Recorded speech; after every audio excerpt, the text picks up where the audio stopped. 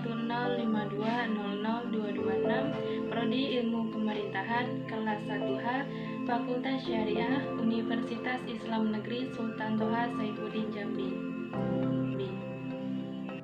Sebelum saya memberi tanggapan terhadap penegakan HAM di Indonesia, maka saya akan memberi pengertian apa itu hak asasi manusia.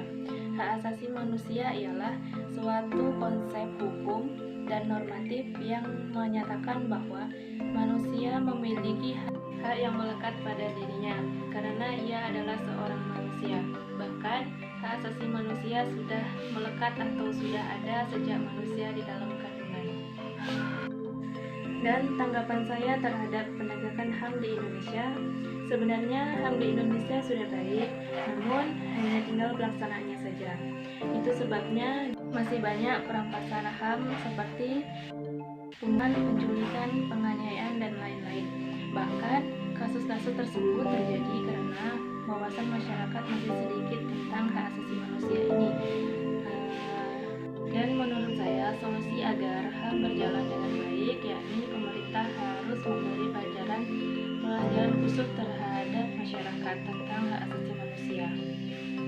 Dan pemerintah harus selalu menyadarkan masyarakat akan pentingnya hak asasi manusia, terlebih lagi pada pelajar atau mahasiswa yang dengan harapan akan mewujudkan generasi penerus yang cerdas dan bertanggung jawab atas hak asasi manusia.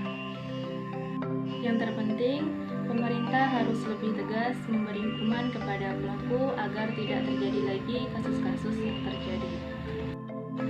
Saya akan memberi contoh kasus HAM di Indonesia, yaitu kasus Marsina yang terjadi pada tahun 1993, seorang pekerja dan aktivitas wanita PT Catur Putra Surya Porong, Jawa Timur. Peristiwa ini berawal dari aksi mogok yang dilakukan oleh Marsina dan buruh PT CPS.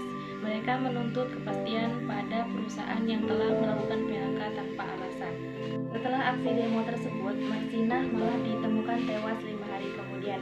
Ia tewas di kawasan hutan Wilangan, Nganjuk, dalam kondisi mengenaskan, diduga menjadi korban pelanggaran HAM berupa penculikan, penganiayaan, dan pembunuhan.